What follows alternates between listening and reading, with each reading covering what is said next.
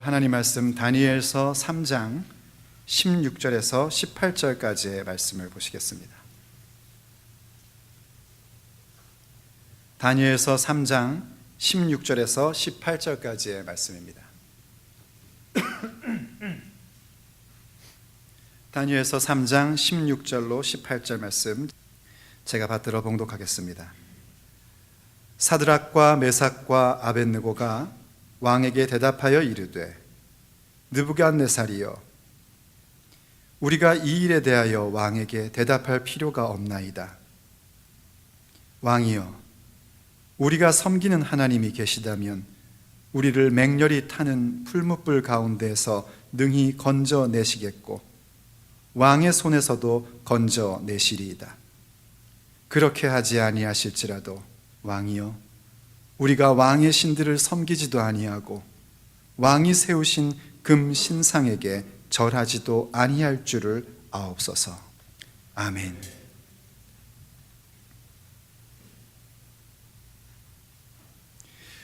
누군가 말하기를 담대함이라는 것은 자기의 상상 속에서 일어나는 여러 가지의 일들을 현실 속에서 이루어지게 하는 힘이다라고 얘기를 했습니다. 상상 속에서만 이루어지는 일들, 상상 속에서는 참 많은 것들을 우리가 하지 않습니까? 상상으로는 정말 신실하고 멋진 그리스도인의 삶을 우린 전부 다 꿈꿀 수 있습니다. 그렇지만 그것이 상상에서 멈춘다면 그것은 결코 믿음이 아닙니다. 믿음은 내가 그냥 믿는다고 하는 것이 아니라 정말 믿어야 하는 것입니다. 정말 믿으려면, 그러한 상상의 일들이 현실이 되려면 우리에게 믿음의 담력이라는 것이 항상 요구됩니다. 그 믿음의 담력이 결국 우리를 믿음의 선택을 하게끔 만들어주기 때문입니다. 생각 속에서의 선택이 아니라 나의 삶의 현실의 결정적인 순간에 예수 그리스도의 뜻을 따라 선택할 수 있는 그 믿음의 선택, 그것은 믿음의 담력이 있을 때만 가능한 일입니다. 그래서 성경은 우리에게 이렇게 명령합니다. 시편 31편 24절 말씀에 여호와를 바라는 너희들아 강하고 담대하라. 여호와를 기대하는 사람들, 하나님을 정말 소망할 수 있고 하나님에게 내 삶을 맡겨드리는 사람들, 그들에게 명령하기를 너희는 강하고 담대하라는 것입니다. 믿음의 담력을 갖고 우리의 인생을 살아가라는 것입니다. 그렇습니다, 여러분. 우리가 이 세대를 살면서 자신의 하나님을 아는 사람들로서 우리의 인생을 일구어 가려면 반드시 믿음의 담력이 요구됩니다. 왜냐하면 믿음을 지켜가는 우리의 삶의 길, 우리가 자신의 하나님을 아는 사람들로서 살아가는 현실의 삶에는 우리의 본성을 충족시켜주는 것보다는 오히려 우리의 본성을 거스리는 일들이 훨씬 더 많이 일어나기 때문입니다. 그래서 예수님께서도 제자들에게 이렇게 말씀을 하셨습니다. 요한복음 16장 33절에 이것을 너희에게 이르는 것은 너희로 내 안에서 평안을 누리게 하려 함이라. 세상에서는 너희가 환난을 당하나 담대하라. 내가 세상을 이기었노라 하고 말씀하셨습니다. 이게 좀 이렇게 우리가 마음에 드는 것만 골라보면 이런 거죠. 너희에게 평안을 누리게 하려 하겠다. 봐라, 내가 세상을 이겼다. 이게 눈에 확 들어올 겁니다. 하지만 이 말씀의 배경은 어떤 말씀이었냐면, 예수님께서 십자가에 잡히시기 전날 밤 제자들에게 하신 말씀인데요, 그 말씀의 내용이 무엇이었는가 하니 제자들이 전부 다 예수님을 떠날 거라는 겁니다.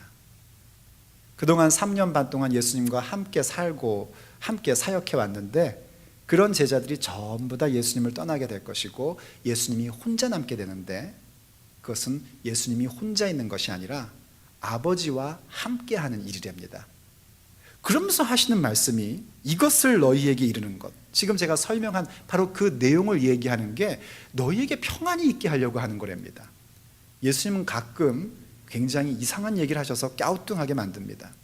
다 도망가는 그런 일이 생긴다는데 어떻게 평안할 수 있는가? 그 이유는 왜 그러냐면, 내 안에 있으면, 예수 안에 있으면 평안을 누리게 되는데 기대하려는 겁니다. 너희들도 나처럼 믿음으로 살아가는 그 길 속에서 나와 같은 상황을 만나게 될 거라는 겁니다. 예수를 따르기 때문에 내가 생각했던 내 본성과 본능이 원했던 것들이 성취되는 게 아니라, 예수님처럼 믿었던 사람들이 배반하고 다 도망가게 되어서 남은 것은 하나님 아버지와 나밖에 없는 그런 상황을 너희들도 만나게 될 거라는 겁니다. 그렇지만 염려하지 말랍니다.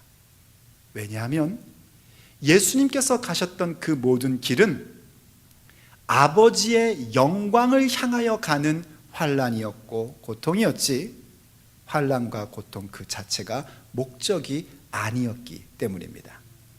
그래서 계속해서 말씀하신 겁니다. 세상에서는 너희가 환난을 당한다.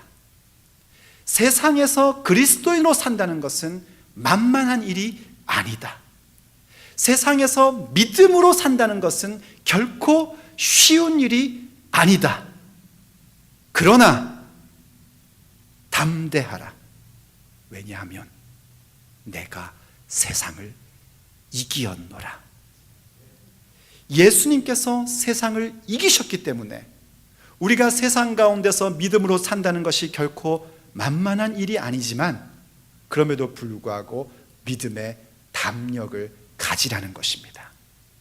왜인고 하니, 우리가 예수 안에 있으면, 예수 그리스도를 따르는 자가 되면 마침내 예수님의 그 영광의 승리가 다름 아닌 저와 여러분들의 승리가 될 것이기 때문입니다.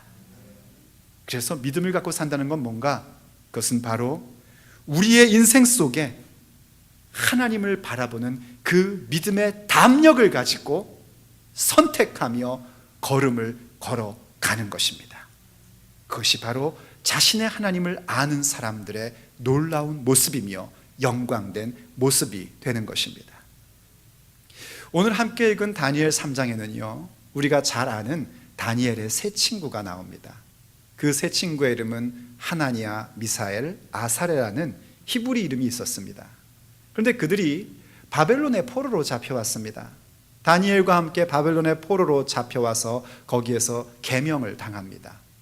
그래서 계명된 이름이 사드락, 메삭, 아벳느고라는 그런 이름이었습니다. 어찌어찌해서 이들이 굉장히 그 사회에서 성공을 합니다. 포로로 잡혀와서 외국 생활을 하는 것인데, 그들이 그 가운데에서 중요한 관직을 얻습니다. 말하자면 잘 나가기 시작을 한 겁니다. 중요한 자리에서 윤택한 생활이 보장되어 있고요, 그들의 인생 속에 이보다 더 좋은 날이 있을까 하는 생활을 누리고 있었습니다. 더군다나 그 자리를 맡고 있다는 것은 나름대로 자신들이 가지고 있던 어떤 그 포부를, 어떤 꿈을 이룰 수 있는 여건이 다 되어 있다는 것입니다. 그런데 그런 그들에게 시험이 온 겁니다. 자신들을 포로로 잡아와서 키워서 관직을 내려준 느부갓네살 왕이 큰 황금 신상을 만들어 놓고 전국에 명령을 내린 겁니다. 이 황금 신상 앞에 엎드려 절하라는 겁니다. 제막식을 할 것이고 그 제막식 가운데 큰 나팔과 모든 북들을 치면서 음악을 울릴 때에 모든 신하들은, 또 모든 백성들은, 모든 민족은, 모든 언어는 그 앞에 무릎 꿇고 경배하며 맹세를 하라는 겁니다. 왜 그렇게 했는지 이해가 됩니다. 느부갓네살은요, 그 당시 그 지역 가운데 이른바 천하를 통일한 사람이거든요. 각 민족들을 점령을 했기 때문에 이들을 하나로 만드는 데에 뭔가가 필요했던 겁니다. 그래서 큰 황금 신상을 만들고 그걸 중심으로 이 나라 전체를 이끌어가고자 하는 마음을 가진 것입니다. 그래서 엄중한 경고를 한 거죠. 만약 너희들이 이 황금 신상에게 절하지 않는 자가 나타난다면 풀물불에다가 그 사람을 집어넣겠다는 겁니다. 용광로 같은 곳에다가 그 사람을 집어넣겠다는 거예요. 바로 그것을, 그 우상에게 절하는 것을 거절하는 것은 국가 반란죄에 해당하는 것으로 만들겠다는 겁니다. 사드락과 메삭과 아벳느고가 그 소식을 듣습니다. 그리고 그들에게 시험이 온 겁니다. 만약 그들이 자신의 하나님을 존중히 여기는 자들이 아니었다면 이거는 고민할 필요도 없는 겁니다. 도리어 이게 웬 좋은 기회냐 생각해서 자기가 가지고 있는 위치와 능력을 총동원하여 더 웅장하게, 더 열렬하게 그 황금 신상 앞에 엎드려 절하여 승진의 기회로 삼았을 것입니다. 하지만 그들은 자신의 하나님이 누구인지 아는 사람들이었습니다. 육신의 생각과 영의 생각 가운데에 무엇을 선택해야 될지를 알고 있는 사람들이었습니다. 그렇기에 그들에게는 시험이었습니다. 근데 그들은 어떻게 했냐면 영의 생각과 육신의 생각 가운데 영의 생각을 선택하기로 결정했습니다. 그리고 그 황금 신상 앞에 절하지 않기로 결정을 한 겁니다. 모두가 제막식에 절을 하는데 사드락과 메삭과 아벳느고만 뻣뻣이 서가지고 가만히 있습니다. 누군가가 왕에게 알립니다. 아마도 평상시 왕이 이 사드락과 메삭과 아벳느고를 굉장히 아꼈던 것 같아요. 여느 사람 같았으면 네가 어디 감히 내 명령을 어겼냐고 당장 저 녀석을 풀무불에 집어넣으라고 할 텐데 느부갓네살 대왕이 직접 그들을 설득합니다. 야, 생각해봐라. 과연 어떤 신이 나의 이 명령에서 너희를 구원할 수 있겠냐? 나의 힘으로부터 누가 구원할 신이 있겠냐? 야, 신앙이라는 것은 그냥 너희들의 정신세계 아니냐? 너희들의 마음의 평강 정도 아니냐? 과연 신앙이 나의 힘으로부터 너를 구원할 수 있겠냐? 그러니까 다시 한번 기회를 줄게. 내가 너한테 세컨드 찬스를 줄 테니까 그러면 그때 너희들 엎드려서 절을 하고 나의 뜻을 따라와라. 그렇게 설득을 한 겁니다. 그리고 그 설득에 대한 답변이 오늘 우리가 읽었던 본문의 얘기입니다. 그들이 뭐라고 대답하냐면 이것에 대하여 더 왕께 대답할 필요가 없다는 겁니다. 그 모습이 바로 믿음의 담력의 모습입니다. 여러분, 우리가 이 세상 속에 살고 있지 않습니까? 세상은요, 현재 이 세상은 황금 신상에게 절하며 사는 세상입니다. 그 황금 신상이 오늘날에는 무엇이냐면 돈의 논리입니다. 경제의 논리, 그리고 소위 이른바 절대적 진리는 없다는 상대주의의 논리입니다. 세상은 그 속에 다 절하고 살아갑니다. 그러면서 믿음의 사람들에게 계속해서 이야기합니다. 너희들의 믿음이, 너희들의 신앙이라는 것이 이 경제의 논리를 이길 수 있느냐? 경제의 힘, 돈의 힘으로부터 과연 너희들이 믿는 그 믿음이 너희를 구하고 너희들에게 해결책을 줄 수 있다고 생각하냐? 다시 한번 기회를 줄 테니까 믿음은 그냥 일요일날 교회 가서 목사님 앞에서만 믿음이 있는 척하고 나머지 날들은 그러잖아. 일요일은 주일이라고.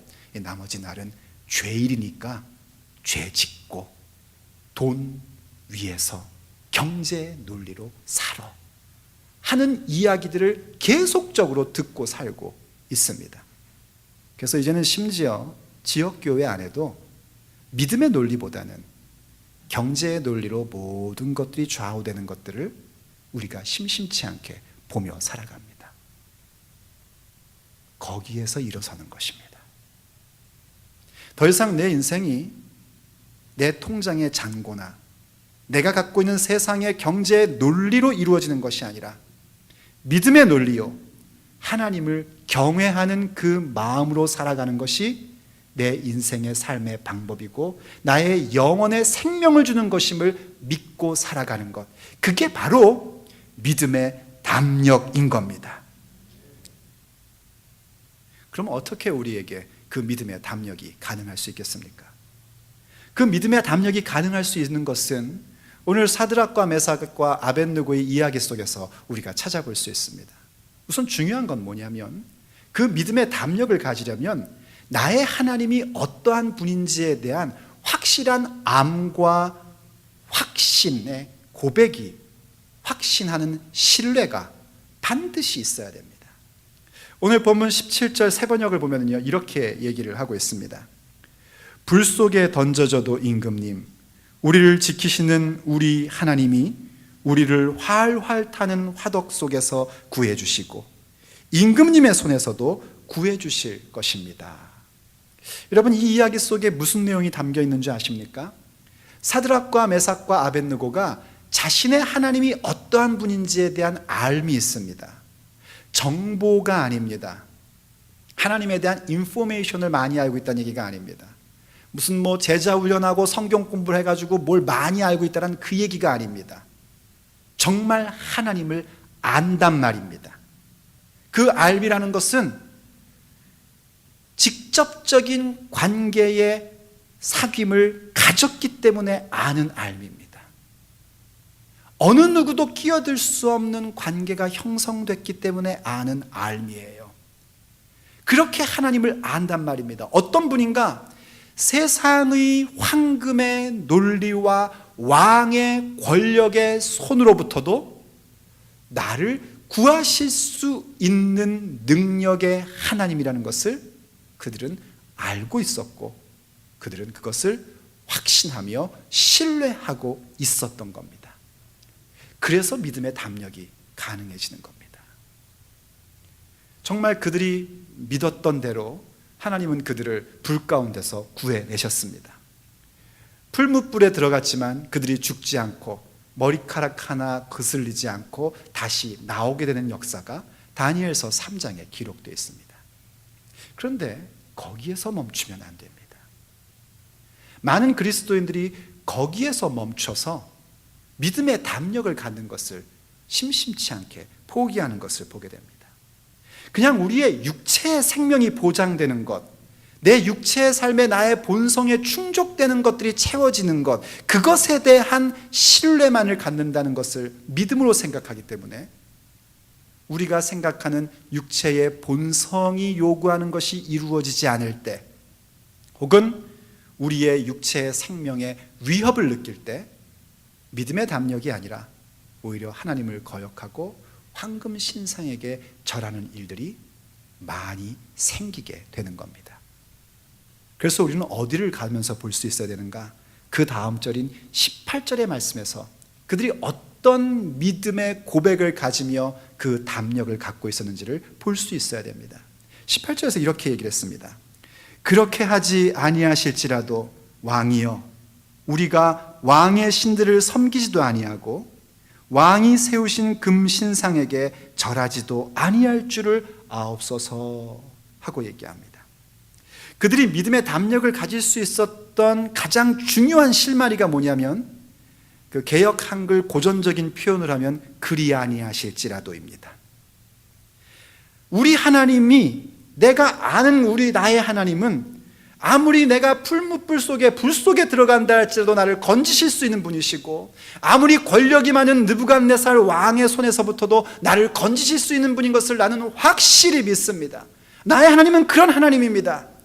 하지만 그렇게 하지 않으신다고 해도, 내가 불 속에서 확 죽는다고 해도, 왕의 손에 내가 죽임을 당한다 해도 나는 결단코 황금 신상에게 절할 수 없습니다. 세상의 황금의 논리와 경제의 논리 앞에 무릎 꿇을 수 없습니다 하고 얘기한 겁니다. 여러분, 이 얘기는요, 불확실성에 대한 얘기가 아닙니다. 우리 그런 얘기 하지 않습니까? 하나님이 이걸 이루실 줄 저는 믿습니다. 그런 다음에 그 다음에 가만히 생각해 보니까 될까 말까 이런 생각이 슬그머시 들잖아요. 그래서 그 다음에 쓰는 대사가 이때 이걸 가지고 와요. 그리 아니하셔도 할 수 없지요. 그런 믿음의 얘기가 아닙니다. 내가 믿음 있다는 것을 좀 이렇게 보여주고 싶어서 하는 얘기가 아니에요. 이건 지금 죽느냐 사느냐의 문제를 가지고 얘기하는 겁니다.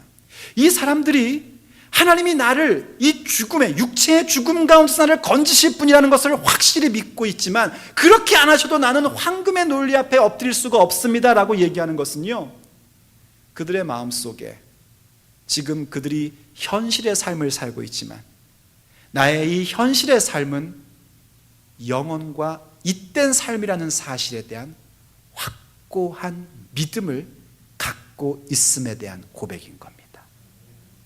그게 있어야 된단 말입니다. 지금 사드락과 메삭과 아벳느고가 앞에서도 말씀드렸듯이 중요한 포지션에 자리 잡고 있었습니다. 그들은 윤택한 삶을 살고 있었습니다. 그들은 자기 밑에 수하의 많은 부하들도 가지고 있었습니다. 그렇지만 그들은 자신들이 가지고 있는 현재의 포지션을, 자기가 누리고 있는 현재의 시간을 자기의 야심이나 자기의 본성을 이루는 데 사용하지 않은 겁니다. 내게 주어져 있는 시간이, 내게 주어져 있는 지위가 다른 데 있지 않고 하나님을 알아가며 하나님의 뜻을 이루기 위하여 주어진 시간과 자리라는 사실에 대해서 그들은 변함없는 믿음을 갖고 있었던 겁니다. 그래서 비록 육체의 죽음을 내가 맞이한다 할지라도 나는 결단코 하나님 앞에 황금의 논리를 따르거나 그 앞에 굴복하는 행위를 할 수 없다고 고백할 수 있었던 겁니다. 그게 바로 믿음의 담력입니다. 여러분 잘 아시는 분은 아시다시피요, 사도 바울이 이렇게 고백을 했었습니다. 사도행전 20장 23절과 24절 말씀에요. 오직 성령이 각성해서 내게 증언하여 결박과 환난이 나를 기다린다 하시나 내가 달려갈 길과 주 예수께 받은 사명 곧 하나님의 은혜의 복음을 증언하는 일을 마치려 하면은 나의 생명조차 조금도 귀한 것으로 여기지 아니하노라. 아멘. 사도 바울의 고백을 한번 보십시오.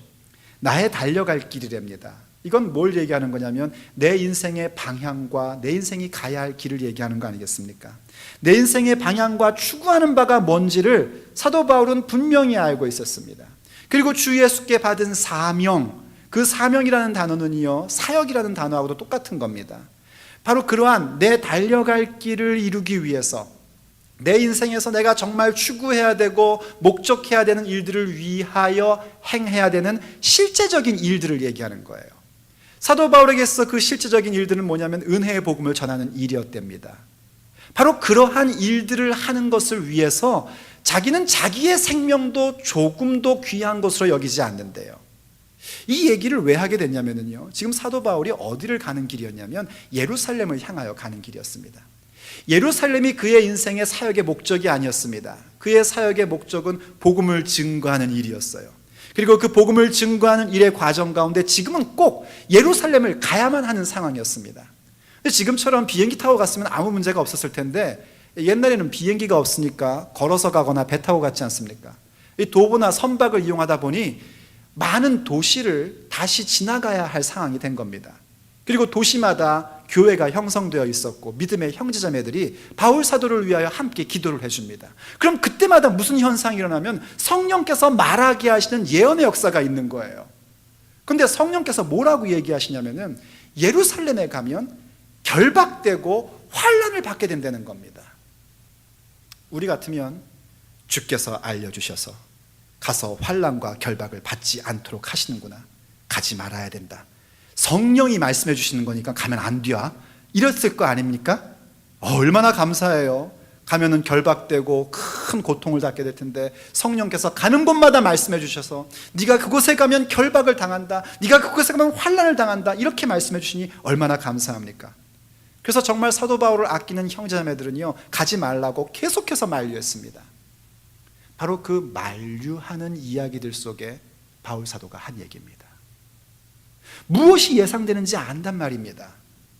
자기가 하나님께 받은 그 사명을 위하여 나의 인생에 달려갈 길을 향하여 가는 그 과정 속에 나타나는 세상 속에서의 일들이 무엇인지 바울 사도도 안단 말입니다. 그것은 어려움이고 환난이고 결박이랍니다.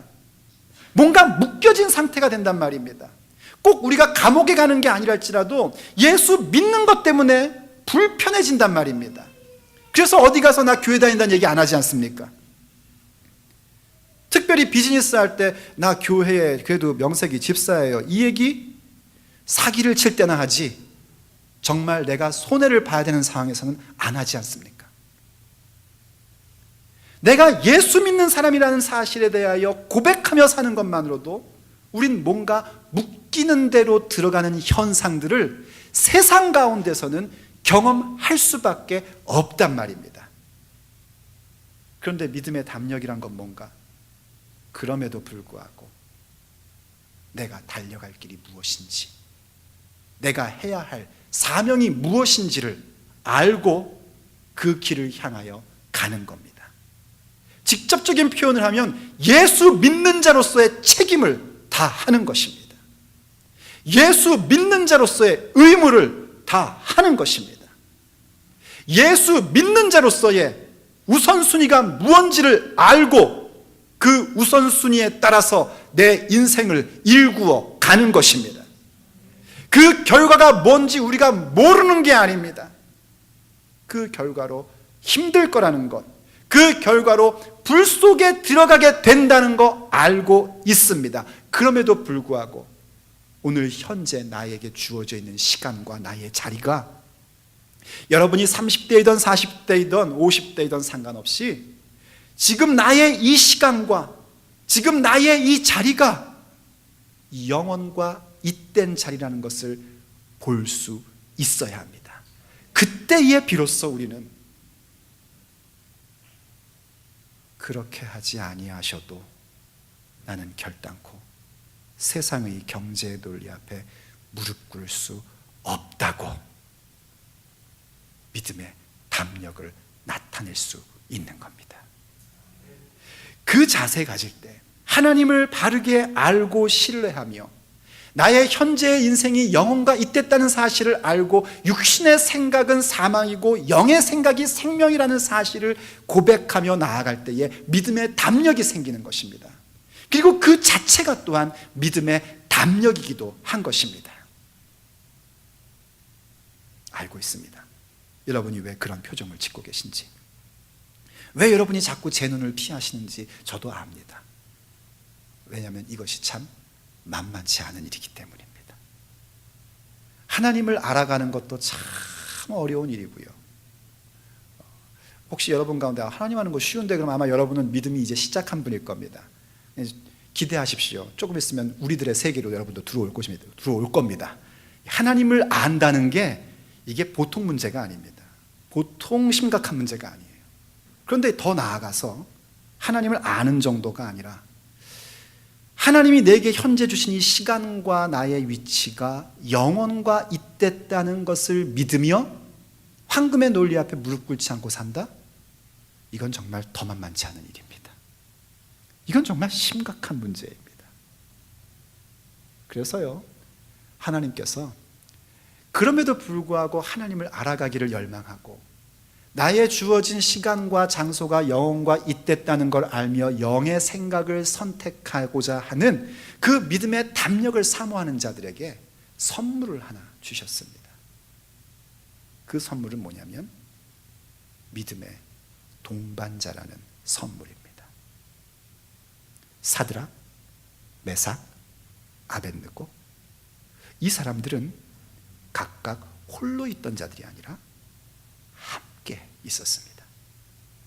그들은 처음부터 바벨론으로 포로로 잡혀올 때부터 다니엘과 함께 자신들이 알고 있는 하나님의 말씀을 실천코자 뜻을 정하는 데에 하나로 있었던 믿음의 동반자들이었습니다.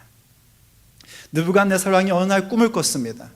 그리고 그 꿈을 얘기하지 않고 자신들의 신하들에게 얘기를 합니다. 박사와 술사들에게 얘기를 합니다. 내 꿈을 알아맞히고 해석하라는 거예요. 아니, 꿈을 얘기를 해줘야 뭔가 해몽을 해줄 텐데 그 꿈을 얘기 안 해주고 그냥 그 꿈도 맞히려는 겁니다. 그랬더니 술사들이 얘기를 합니다. 말씀해 주십시오. 그래야 뭔가 해몽을 하지 않겠습니까? 너희들 내가 얘기해 주면 니들 또 사기치려고 그러지. 어림없어. 내 꿈을 맞춰. 그래야 진짜 니들 얘기가 진짜. 아니면 널 다 죽일 거야.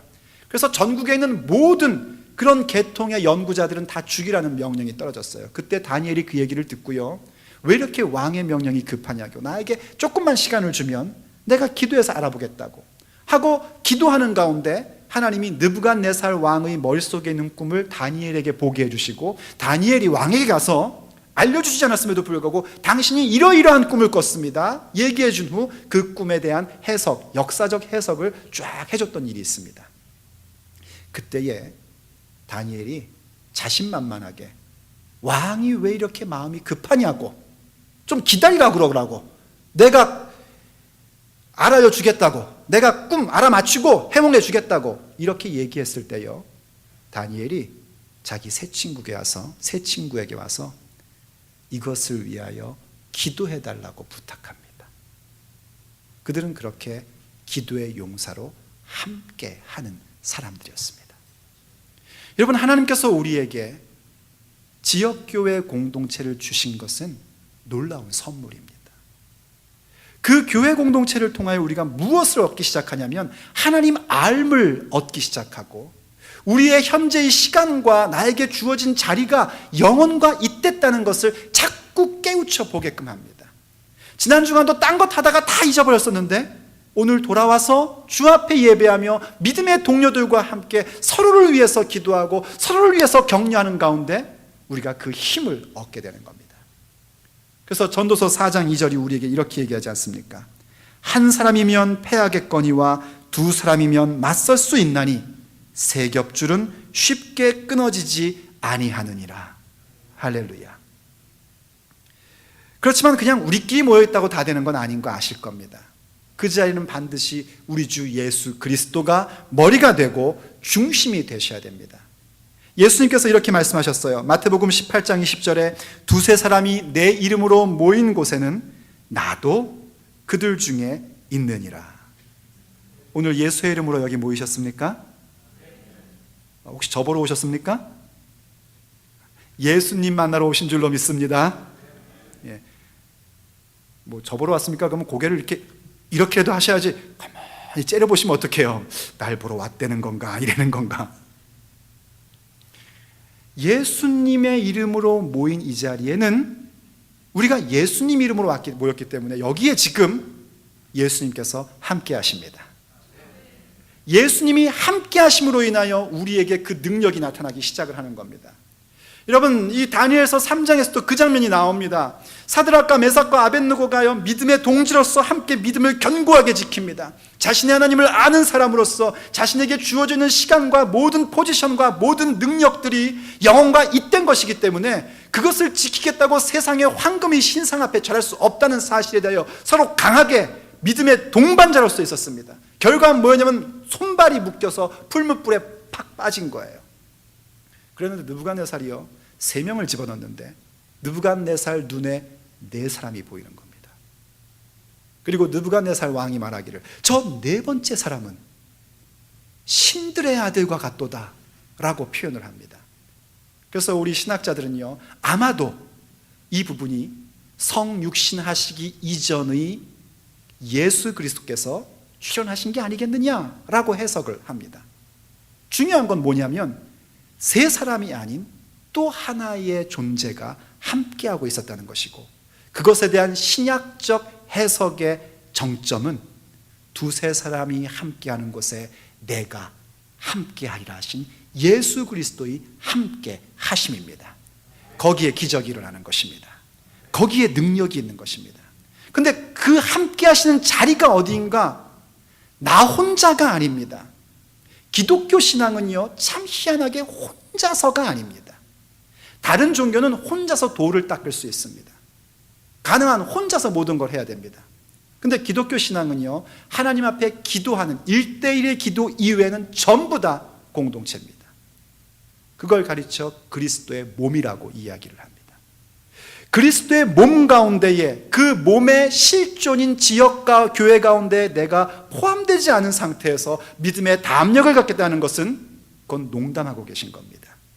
그건 허세입니다. 그건 만용입니다. 절대로 그리스도의 몸된 교회 가운데 들어오지 않은 상태 속에서는 믿음의 담력이란 존재할 수 없습니다. 왜냐하면 믿음의 담력은 오직 예수께서 함께 하실 때만 있기 때문입니다. 얼마나 교회가 그 모임을 강조하는지, 교회를 박해하는 곳에서도 성도들은 계속 모이려고 합니다. 그거 안 모이면 안 걸릴 텐데 계속해서 모이려고 합니다. 이유는 간단합니다. 우리의 사상이 그래서가 아니라 성령께서 행하시는 일은 그렇기 때문입니다. 여러분이 예배 나오는 게 싫어집니까? 주일에 예배 가운데, 교회 공동체 가운데 함께 동반자들을 만들어가는 게 귀찮아집니까? 적신호입니다. 굉장히 심각한 상태 속에 빠지고 계신 겁니다. 압니다. 서로 부족한 모습이 있고 못난 모습이 있다는 것도 압니다. 하지만 부족하고 못나도 우리는 한 몸이라는 사실을 기억하십시오. 내가 그리스도의 몸 가운데에 붙어 있지 않으면 그리스도와 함께 한다는 것은 있을 수 없는 일입니다. 그래서 성경은 우리가 그리스도의 몸이라고 얘기하는 겁니다. 여기 지금 제 손가락이 다 있지만요, 이 가운데 하나가 떨어져 나가면은요, 그래서 이렇게 생기게 된다면 그 떨어져 나간 손가락은 더 이상 제 몸이 아닙니다. 볼 때마다 저의 가슴은 아프고 아리겠지만 떨어져 나간 손가락은 더 이상 제 몸일 수가 없습니다. 거기에는 믿음의 담력이란 건 존재할 수가 없습니다. 오직 붙어 있을 때에만 머리이신 예수 그리스도의 담력이 한 손가락에 불과한 나에게도 임하기 시작하는 것입니다. 그렇게 믿음의 동반자와 함께 할 때 우린 믿음의 담력을 갖고 우리의 인생 속에 믿음의 선택을 가질 수 있는 거예요. 결론적으로요, 이 믿음의 담력을 가질 때 우리의 인생 속에 일어난 일들을 이야기하고 싶습니다. 이 믿음의 담력을 갖고 살아갈 때 우리의 삶에 어떤 일들이 일어날까? 크게 두 가지의 현상이 일어납니다. 우리 안에서 일어나는 현상이 있고요, 우리 밖에서 일어나는 현상이 있습니다. 우리 안에서 일어나는 현상은 뭐냐면, 그 믿음의 담력이 쉽지 않음에도 불구하고 그 믿음의 담력으로 나아갈 때에 우리는 불 속에서도 자유로운 사람들이 됩니다. 다니엘 3장을 여러분들이 꼼꼼히 읽어보시면요, 재밌는 장면이 나옵니다. 느부갓네살이 손발을 묶어가지고 풀무불에 집어넣었대요. 느부갓네살 왕이 자기가 아끼는 사람들이기 때문에 세컨 찬스를 줬음에도 불구하고 이 사람들이 한다는 말이 얼마나 건방집니까? 건방집니까? 그러니까 화가 더 난 거예요. 그래서 풀무불을요, 평상시보다 7배를 더 뜨겁게 만들었답니다. 성경 기록이 이 사드락과 메삭과 아벳느고를 집어넣기 위하여 묶고 갔던 그 사람들도 불에 타 죽을 정도로 그렇게 뜨거웠대요. 근데 거기에 집어넣었더니 아까 말씀드렸던 대로 느부갓네살이 그 사람들을 보니까 4명의 사람이 있는데, 성경 기록이 뭐라고 그러면 분명히 묶어서 집어넣는데 저 4사람이 불 가운데서 다니고 있다라고 얘기를 합니다. 묶인 것이 다 풀어져 있고 불 속에서도 마음대로 걷고 다니는 존재가 된 겁니다. 우리가 믿음의 담력을 가지면은요, 세상의 불 속에서 우리가 불 속으로 안 들어갈 거라는 생각은 하지 마십시오. 우린 믿음의 담력을 가졌기 때문에 어쩌면 이 세상의 불과 같은 상황 속에 더 들어갔을지도 모릅니다. 묶여서 들어갈 겁니다. 그러나 믿음의 담력을 가지고 그 불 속에 들어가면 우리의 묶인 것이 풀어지게 됩니다. 그리고 그 불 속에서조차도 마음껏 다닐 수 있는 그런 위대한 자유가 우리에게 주어지게 되는 것입니다. 그게 믿음의 담력을 가진 자에게 일어나는 현상입니다. 그리고 또 다른 현상은 뭔가? 그것을 보고 있는 세상이 우리가 누구에게 속한 사람인지 알게 되고 우리의 하나님이 진정한 하나님이라는 사실을 깨닫게 됩니다. 느부갓네살이 이렇게 고백을 했었습니다. 28절 말씀이에요. 3장 28절에 느부갓네살이 말하여 이르되 사드락과 메삭과 아벳느고의 하나님을 찬송할지로다. 그가 그의 천사를 보내사 자기를 의지하고 그들의 몸을 바쳐 왕의 명령을 거역하고 그 하나님 밖에는 다른 신을 섬기지 아니하며 그에게 절하지 아니한 종들을 구원하셨도다. 누가 얘기했냐면 느부갓네살 왕이 얘기한 겁니다. 그가 아까 뭐라고 얘기했는지 기억하시죠? 어떤 신이 있어서 나의 이 파워로부터 너희들을 구출해내겠느냐 하고 이야기했던 자입니다. 근데 그가 믿음의 담력을 가진 사람의 발걸음을 보면서 사드락과 메삭과 아벳느고의 하나님이 정말 능력의 하나님이라는 사실을 알게 됩니다. 그리고 자기의 부하, 자기의 종이기 때문에 자기의 뜻을 따라야 된다고 생각했었는데 그들을 향하여 누구의 종이라고 하냐면 지극히 높으신 하나님의 종이라고, 하나님께 속한 자라고 말하고 있는 겁니다. 여러분, 우리는 믿음에 속한 사람으로 살고 있습니다. 우리는 하나님을 믿는 자로 예수의 사람들이라는 고백을 갖고 살고 있습니다. 그래서 아까도 우리 노래했지 않습니까? 뭐라고 그랬어요? 주님 손에 나의 손을 포겠고 주님 발에 나의 발을 포개요. 죽어도 주를 위하여 죽고 살아도 주를 위하여 살고 내 인생 주를 위해 살리라. 그 고백이 실존이 되려면 우리에게 믿음의 담력이 반드시 있어야 합니다. 믿음의 담력을 가짐으로 인하여 우리의 인생 속에 하나님이 주시고자 하는 불 속에서도, 세상의 불 속에서도 자유로운 영혼이 되고 세상의 사람들이 우리를 보며 하나님을 깨닫고 우리가 어디에 속한 존재인지를 알게 되는 역사가 우리의 인생 속에 실제의 이야기로 이루어지게 되는 것입니다. 함께 기도하시겠습니다.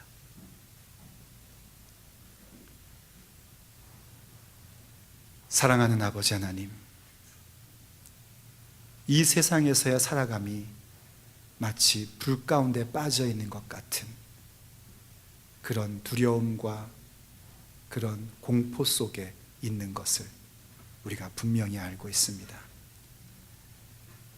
황금의 논리 앞에 무릎을 꿇어야만 살 수 있는 이 세상 속에 우리가 살고 있습니다. 그렇지만 하나님, 우리가 그 세상에 살고 있으나 우리가 세상에 속한 자가 아니요 자신의 하나님을 아는 예수에게 속한 자인 줄로 믿습니다. 그래서 우리가 믿음의 담력을 가지고 세상의 황금의 논리 앞에 무릎 꿇지 않을 것을 이 시간 결정합니다. 그 결정의 결과가 무엇일지 우리도 예상하는 바이고 성경도 우리에게 분명히 가르쳐주고 있는 것을 봅니다. 그럼에도 불구하고 하나님은 우리를 그 모든 일에서 구원하실 수 있는 능력의 하나님이심을 믿습니다. 그리고 우리에게 주어져 있는 그 모든 시간과 위치가 영원과 잇된 것임을 믿습니다. 하오니 주여, 우리의 가슴 속에 믿음의 담력을 부어주시옵소서. 주께서 믿음의 동반자를 주심으로 그 믿음의 담력을 위하여 서로 격려하며 서로 세워주며 서로 이끌고 밀어줄 수 있는 그리스도의 몸을 우리에게 주셨사오니 주여, 믿음의 담력이 이 믿음의 공동체를 통하여 이루어지게 하여 주옵소서.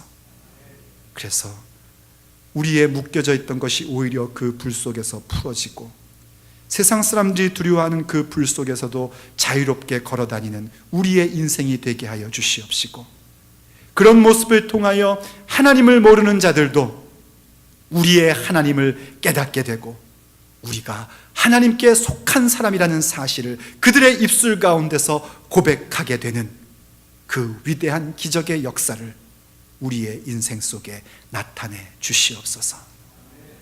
우리 주 예수 그리스도의 이름으로 간절히 기도 올립니다.